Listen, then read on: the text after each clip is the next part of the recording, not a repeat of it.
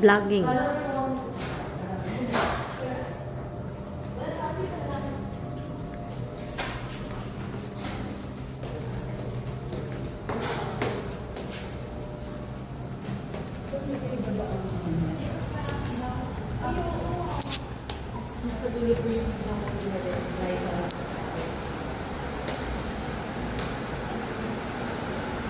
Ay, ito panlalaki.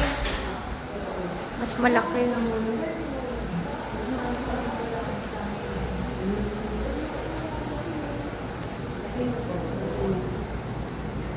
Same lang din.